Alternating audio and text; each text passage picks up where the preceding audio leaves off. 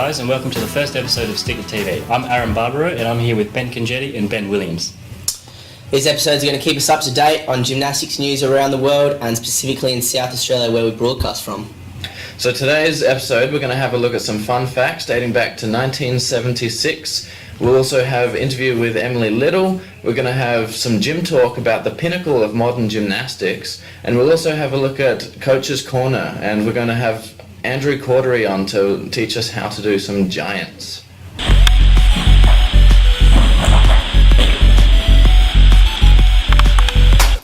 So we're going to go to today's fun fact, and it is brought to you by Roller Australia. Now, in the 1976 Olympics in Montreal, there was a gymnast named Shun Fujimoto from Japan. And on floor, on his last tumble line in the team final, he broke his kneecap, right? Ouch. But the Japanese team was very close to beating the Soviet Union for the first time, so he decided to hide his pain and keep competing. So he went on to pommel and scored a 9.5. This is with a broken kneecap at this point. He scored a 9.5 and then went on to rings and scored a 9.7. And this is back in the old cone when everything was out of 10. Now, on the dismount, he further dislocated his knee. Ooh.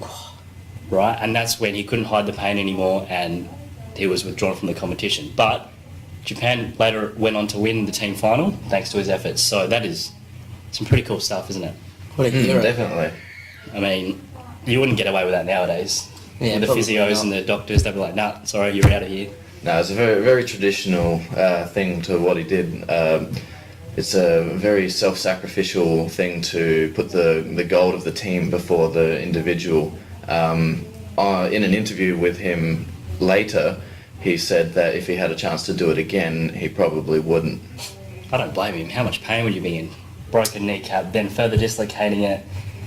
It's no fun. On the biggest stage in gymnastics, it's pretty brave. So Well, I got a bit of tendinitis in my knee. Do you think I'm as big of a hero as he is? I think you've got a bit of years ahead of you. Bit of before years you can do ahead, that. okay. That's Well, all right. I'll just That's all right. keep on plugging on. All right, no worries. So on Boxing Day last year, we caught up with London Olympian Emily Little about her recent efforts in Mexico, which is her first comp since the London Olympics as well. So let's take a look at that.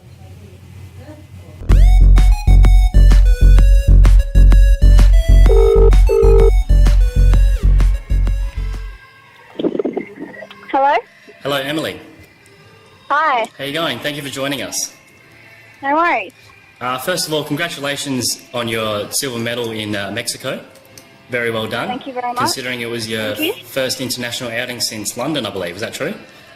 It was, yeah. Yeah. So since then, how does it feel to pull on the green and gold again and compete for your country? It felt really good. I mean, I couldn't really believe how nervous I was before I was competing, just because I haven't competed in so long. The nerves kind of were overwhelming, but I really enjoyed it. It was a lot of fun. I mean, there were a lot of great competitors at that comp, like Oksana Trizvina. So it was a really, really good comp, and I'm glad it was my first. But Congratulations. Good work. thank you. What was your general highlight from the Mexico comp? Not necessarily gymnastics-wise, but just from the experience. Yeah, I mean, I got to meet Nadia Comaneci again, so that was really exciting. She's such a nice woman. That's exciting. There are a lot of other Olympic champions there, like Svetlana Boginskaya. And Oh, yeah. I think Absolutely. one of the main things I really liked was I got to hang out with Alana Slater a lot, one of Alana the Slater, ex-gymnasts from Wace. So that was really cool. No, excellent. So tell us a bit about how you went in the comp. So you obviously won the all-around silver medal, but how about on the apparatuses individually, like your favourite apparatus, the vault? How'd you go there? Yep. Well, it was like my first time competing my double twist again, so I think I did pretty well. Was I that a kind of had, Yoshenko like- double twist? Yeah, Yushenko Yeah. double twist, sorry.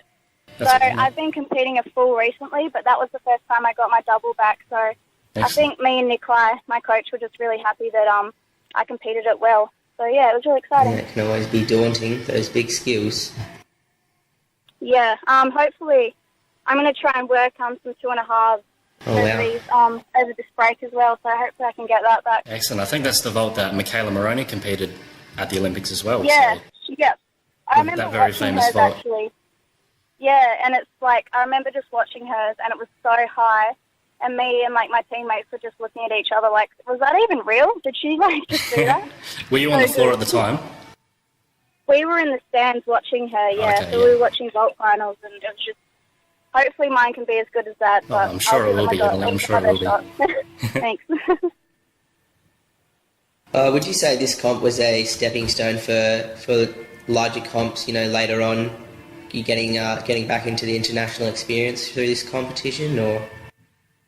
Yeah, definitely. I mean, this first competition for me in Mexico was kind of just to shake the nerves off a bit, I guess, and just see how I was going to go.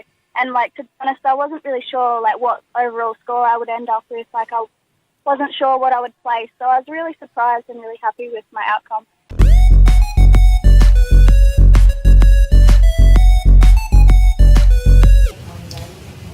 So you and I had a pretty good talk to Emily Little. Sure did. She did well in Mexico. What an interesting person. And hopefully her future career is looking bright. Now, we're going to go to a segment called Gym Talk, where the three of us just talk about gymnastics, really. That's what it is. So today we're going to talk about the pinnacle of gymnastics, and that is Kohei Uchimura and Simone Biles. Now, Kohei Uchimura, 5 world titles, 16 world medals, and is the first gymnast to win every major international title in the all-around in a single Olympic cycle. That's quite a lot of achievements there. Unbeaten for 4 years. Impressive. And the thing is, if he wins the all-around in the Worlds this year, in 2015, and at the Olympics in Rio in 2016, he will have been the first gymnast in history to win 2 Olympic cycles worth of major titles. And there's no doubt that he'll be in the running for that. He is an absolute prodigy of gymnastics. Absolutely. And he's only, here it says 26 years old, so he's still got plenty of years ahead of him.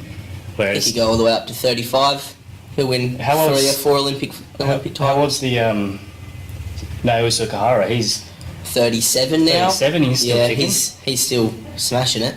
So that is... Very impressive, Did isn't you it? see him at Worlds last year as well? He's just so neat, isn't he? Just a league above everyone else. I mean, his floor is just...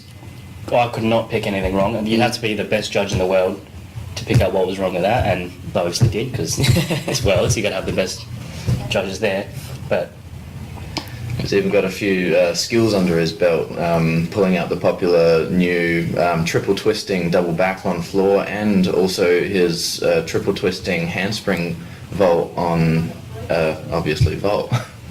see, when you're competing, it sort of gives you the feel that he's holding back a little bit. Like it looks like he's got so much more left to throw out, but because he does it, that's probably because he does it so neatly. Yeah. Whereas all the gymnasts who are throwing the bigger moves, obviously it's harder to keep the execution score up when you're throwing harder moves.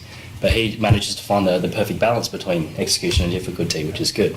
Yeah, he's done that very well, hasn't he? Absolutely. So his average difficulty at Worlds last year was 6.433, That's tough. which That's is huge. ridiculous, and with an average execution score of 8.894. So he's only losing about a mark, which is probably a step here, maybe a bent leg here, and all that sort of thing. So And that's definitely what we want to be looking for. Definitely extra points for execution over difficulty in that instance. So anyone who says that artistry is going out of artistic gymnastics just needs to have a look over Have a in his look at direction. Kohei. Jeepers. the pinnacle of gymnastics, and he's the perfect example of the balance.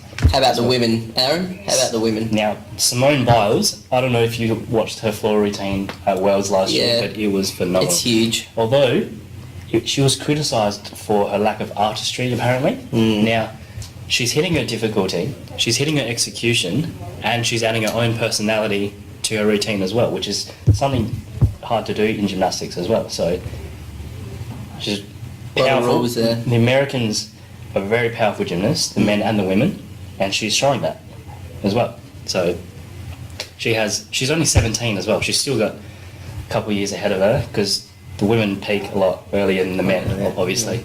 But she's a 2-time world champion, and she's won 9 world championship medals. And Real inspiration to the women out there. Strive to be a short woman.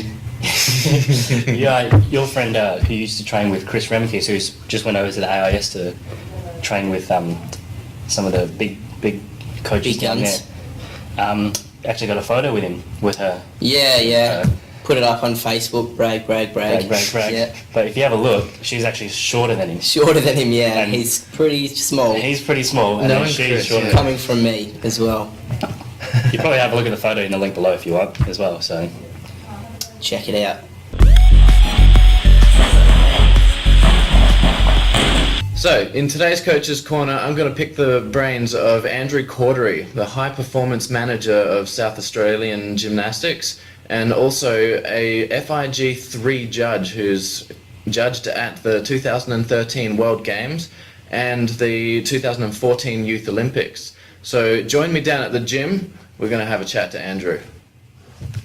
Today I'm here with Andrew Cordery, and today we're going to be looking at learning the giant swing on bars and high bar for men.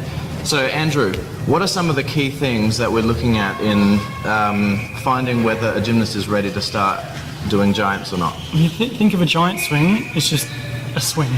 So if a gymnast is showing good confidence with swinging on the bars, you're doing loops or grips, and had some experience with a backward roll or forward roll, depending which giant you're teaching, with good physical preparation, it's just an extension of those two skills. Excellent.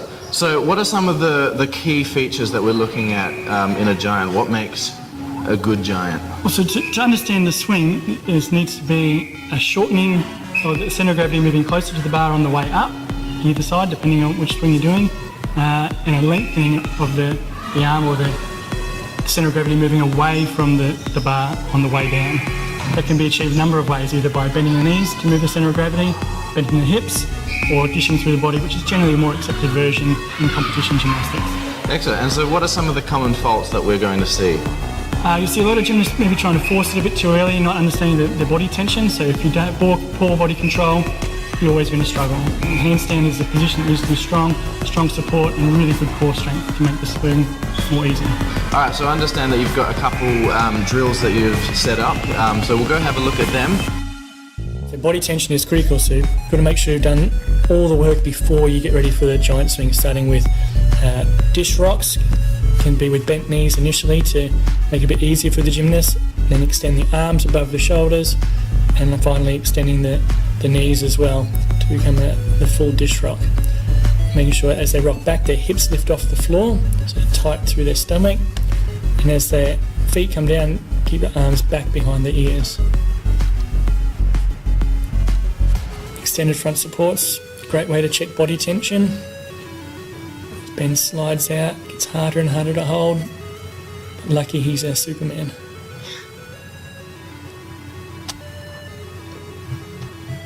And you can put a furniture slider under their feet to increase the challenge as well, protects them from carpet burn on their toes.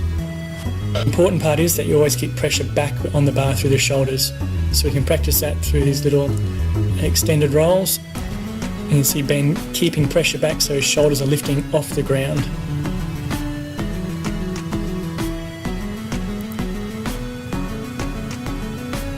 So obviously, the giant is a backward roll, so they need to have that orientation in their mind about rotating backwards. So you're starting obviously with a backward roll, and even at this stage you can be teaching that pressure through the arms, so the shoulders lifting up early, finishing a little bit past the hands. Becomes backward roll to extended front support. And we can start to increase the height of the finish position, which means Ben is going to be opening his body a little bit earlier each time. The arch, or that the tap part of the swing, you want to make sure you're extending long through the shoulders. So by using the bungee cord, it forces Ben to push forward into the stretch rather than just being loose through his body.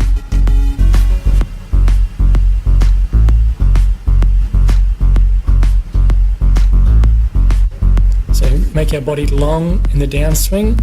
It's not just about being straight, you've also got to push the bar away to really extend the shoulders as far away from the bar as possible.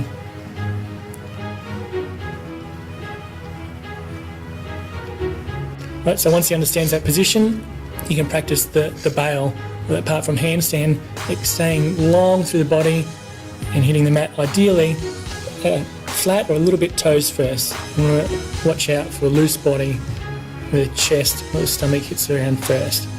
You can couple that with the entry over the handstand, so either through the pike or through the dish body shape as well.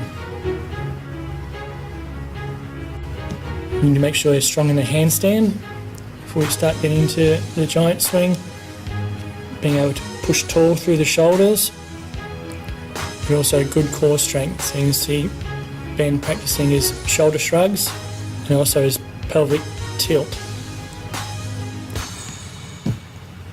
Two very important postural exercises for a handstand. And also being strong in that shoulder flexion by opening shoulders in the overbalanced handstand. And again, the pelvic tilt with a different body orientation.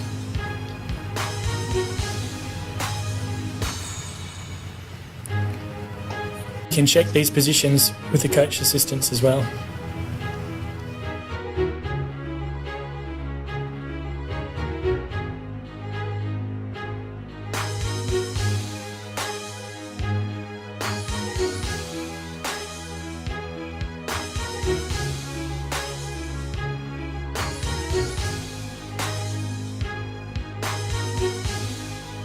Bending your knees up is going to it's going to move the centre of gravity closer to the bar. So tucking your knees moves the centre of gravity closer to the bar. You can also pike your hips, that will also move the centre of gravity closer to the bar, or dishing through your body will do the same. So using loops and gloves allows the gymnast to experience more swings in a single set. They don't have to worry about slipping out so much as long as you've got a good fit and they're quite comfortable on their wrists. You can easily do 10 or 15 swings in a single set.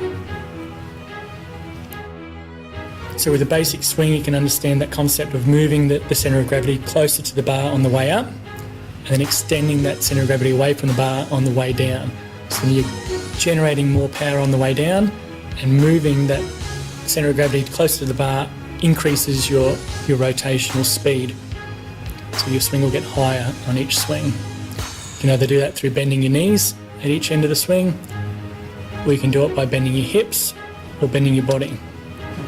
Bending your hips and your body requires a little bit more coordination, so you need to practice that firstly just in tension swings under the bar, either bending through the hips or bending through the body. Generally, through the body is considered a bit more powerful. To show that they've got good power, then they can turn that from the tension swing, pulling right up to the bar. Just to accentuate that movement of the body.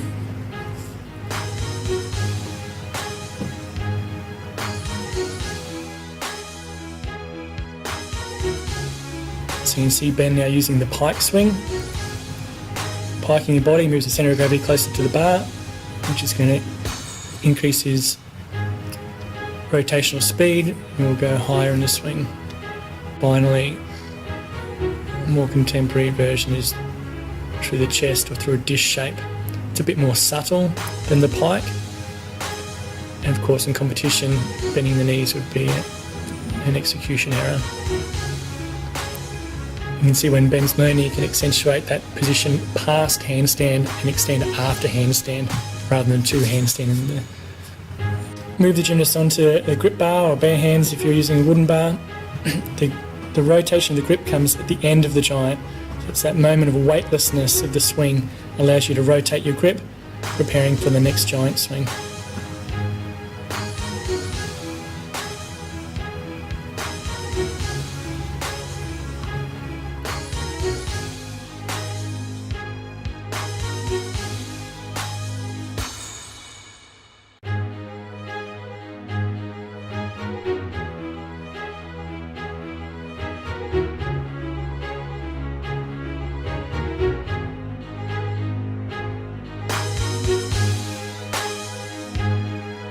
Alright, and that's it for Coach's Corner today. So thanks a lot for coming in, Andrew. It's been great having you on. Alright, and stay tuned for further Coach's Corners where we'll look at some more advanced skills.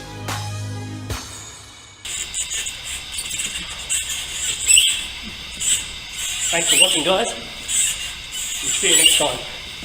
On the flyway.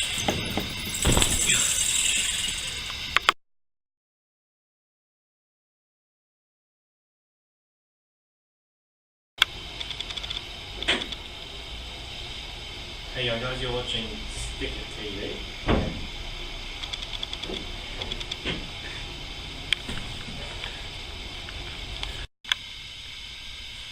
And Simone Biles. We have the Pinnacle of Gymnastics. Fujimoto and Simone Biles. These episodes are going to include things like interviews with athletes, fun facts about gymnastics, teaching things. Cut. These episodes are going to include things like interviews with athletes. It's going to include fun facts about gymnastics, coaching lessons from a distinguished coach, as well as. These episodes are going to include things like. A motorbike. Sorry, boys. Interview with Emily Little. We're going to have some gym talk about Kohei Uchimura and Simone. That's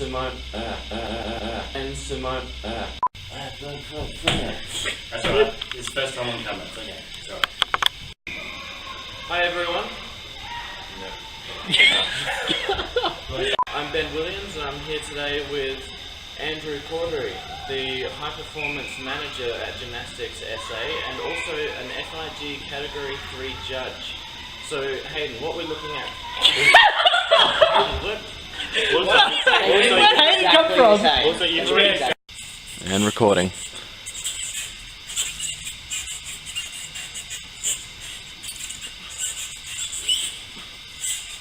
Thanks for watching. Stick It TV. Oh no. Oh, come on, actually do some giants.